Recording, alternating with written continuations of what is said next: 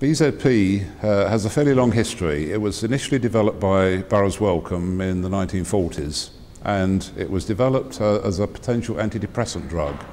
Now, in 1973, by the Burroughs Wellcome Company, it was evaluated in human volunteers, and it was found to be almost the same as amphetamine. It had the same stimulant effects.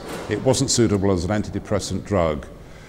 So essentially, at the first level then, BZP is a stimulant drug like amphetamine, and amphetamine is something which we control internationally.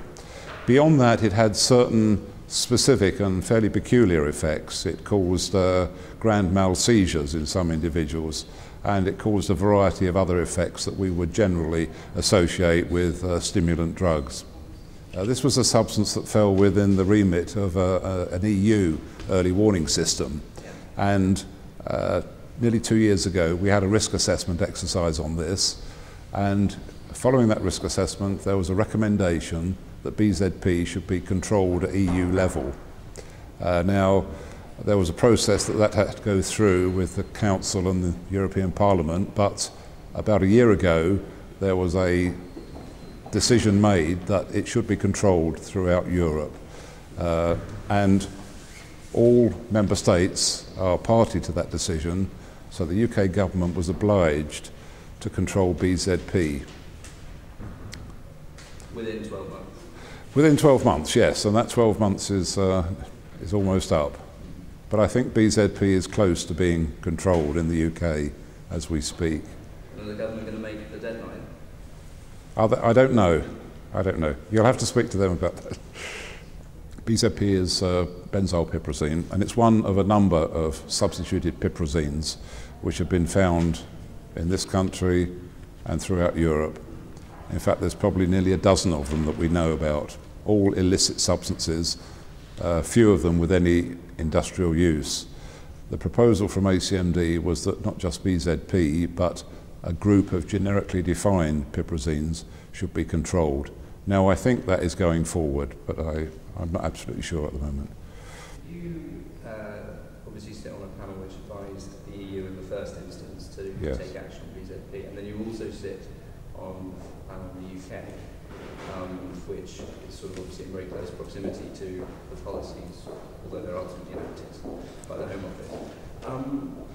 Do you feel as if you're sort of batting for different teams or anything at any stage? I mean, with the sort of tension between, an EU request that members act in a certain way and then the sort of delay in the UK to meet that obligation? No, I don't see any tension at all. We're all members of the European Union. There is a process. BZP is the first example where we've had to act. On all the previous instances, and there have been half a dozen or more risk assessments since 1997. In all cases, they were substances that were already controlled in the UK, so we didn't have to do anything in particular about them.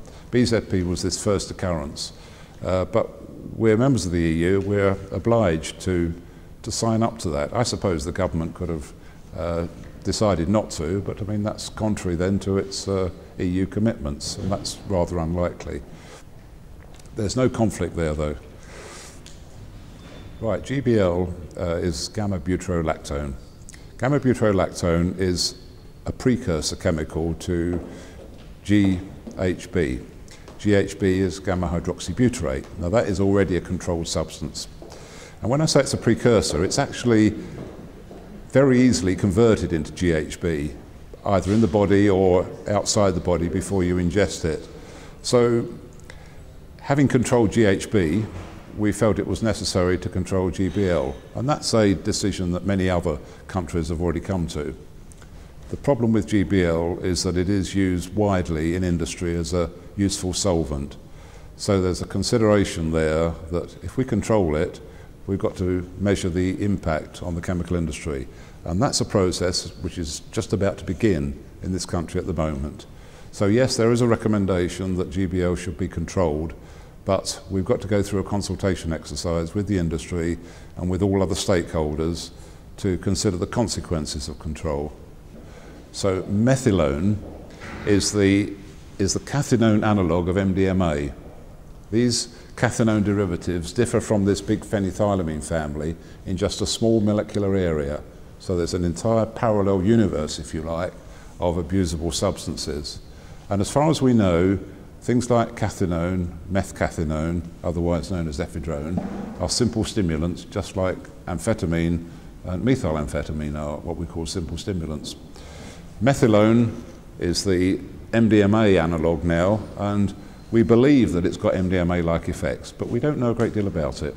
It's been seen in a number of European countries, but not a great deal has been published on it in the scientific literature.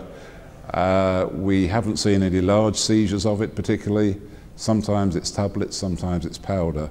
But it's there, we're aware of it, we've been aware of it for 5 years, but it hasn't got to the situation yet where we're overly concerned about misuse of it.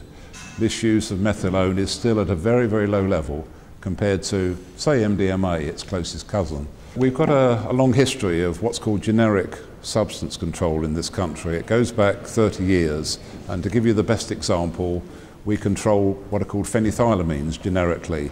Now, MDMA is a phenethylamine, and all of the many other ecstasy drugs, MDMA is one, MDA, MBDB, and so on. There are a lot of them. And many of these are controlled by this generic definition. It's a chemical structural definition, and it's worked very well. So if you look in the Misuse of Drugs Act, you won't find MDMA, you won't find MDA, and you won't find many other substances. After that, we had generic legislation on fentanyls, barbiturates. We've got several groups of them now. So why do we want to do this? Well, the tradition in most countries is to have a substance-by-substance listing. That's certainly the tradition that comes from the international drug conventions. That is not capable of dealing with new threats. So a substance appears, you control it, and then next week, next month, next year, another substance appears, and you've got to control that. Each time you've got to modify the legislation. The idea of generic control is that you try and anticipate the appearance. And this example of the phenethylamines was a brilliant example of anticipation, because it was set up in 1977, and that was 10 years or more before ecstasy, MDMA, became an issue in this country. And for the next 25 years, it captured all of the substances that appeared on the illicit market.